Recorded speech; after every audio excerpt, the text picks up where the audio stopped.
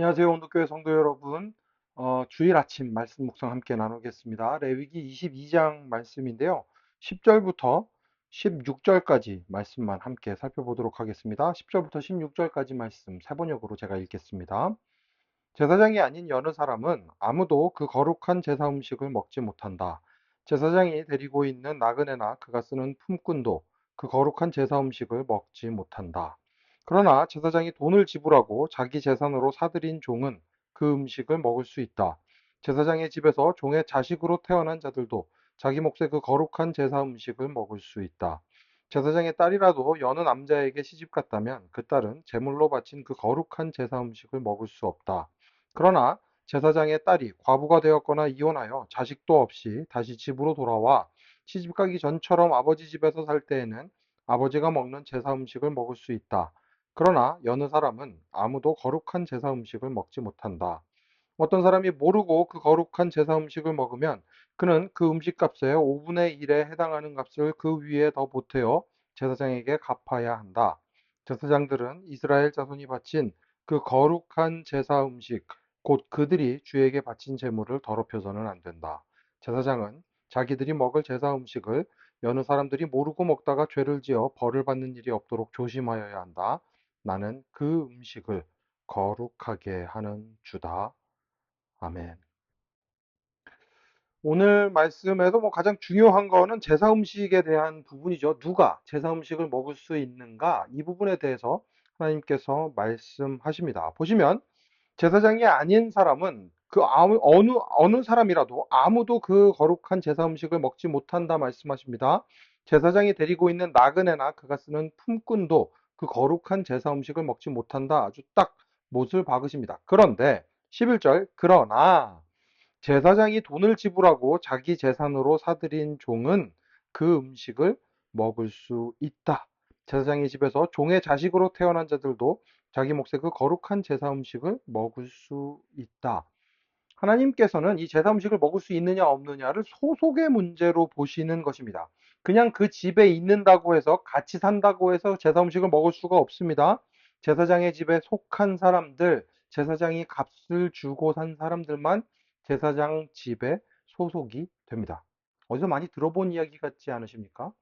구원을 받은 사람들, 예수님을 믿고 구원을 받은 사람들, 그 사람들이 하나님 나라의 소속이기 때문에 그 사람들이 예수 그리스도에게 소속된 사람들이 하나님의 자녀가 되는 거죠. 교회를 다닌다고 해서 하나님의 자녀가 아닙니다. 예수님의 소속인지 예수님을 믿고 예수님이 나의 주님이 되시고 나를 구원하신 분이신지 잘 살펴보아야 합니다. 정말 예수님의 소속인지 나 자신을 살펴보아야 할 것입니다. 재미있는 건 이제 12절과 13절입니다.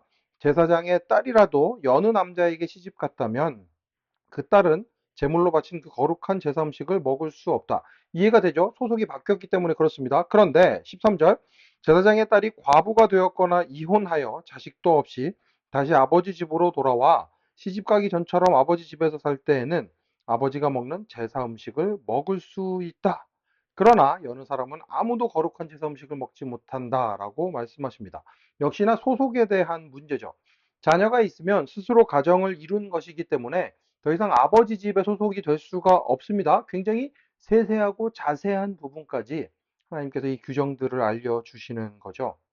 그리고 나서 14절 어떤 사람이 모르고 그 거룩한 제사 음식을 먹으면 그는 그 음식값의 5분의 1에 해당하는 값을 그 위에 보태어 제사장에게 갚아야 한다 말씀하십니다. 모르고 한 일은 실수로는 죽지 않습니다. 그죠? 5분의 1을 더해서 갚으면 됩니다.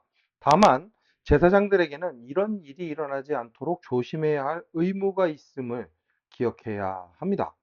하나님의 말씀대로 살아가는 것, 그래서 하나님이 하지 말라고 하시는 것은 하지 않는 것뿐만 아니라, 나 자신이 그렇게 할 뿐만 아니라, 다른 사람들도 같은 실수를 범하지 않도록 잘 알려주고 막을 의무가 있는 거죠.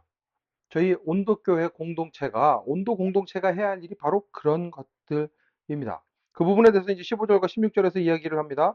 제사장들은 이스라엘 자손이 바친 그 거룩한 제사 음식, 곧 그들이 주에게 바친 제물을 더럽혀서는 안 된다. 자기들이 먹을 제사 음식을 여러 사람들이 모르고 먹다가 죄를 지어 벌을 받는 일이 없도록 조심해야 한다. 나는 그 음식을 거룩하게 하는 주다. 오늘 레위기 22장의 말씀을 통해서 두 가지를 생각하실 수 있으면 좋겠습니다. 나는 예수님께 속한 사람인가? 예수님 소속의 사람인가? 예수님의 생명의 생명수를 마신 그 사람인가? 예수님의 살과 피를 먹고 마시는 사람인가? 내 소속이 어디인가? 아주 명확하게 다시 한번 생각해 보시는 기회가 되시면 좋겠습니다.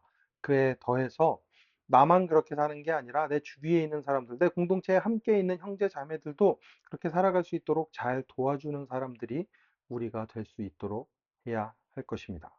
은혜로 따뜻하게 또 진리로 시원하게 세상을 바꿔나가는 우리 온도 공동체가 되기를 간절히 축원합니다. 기도하겠습니다. 하나님, 오늘 내가 예수님과 함께 살아가고 있는 사람인지 다시 한번 깨닫는, 다시 한번 생각해보는 시간을 가지게 하여 주시옵소서.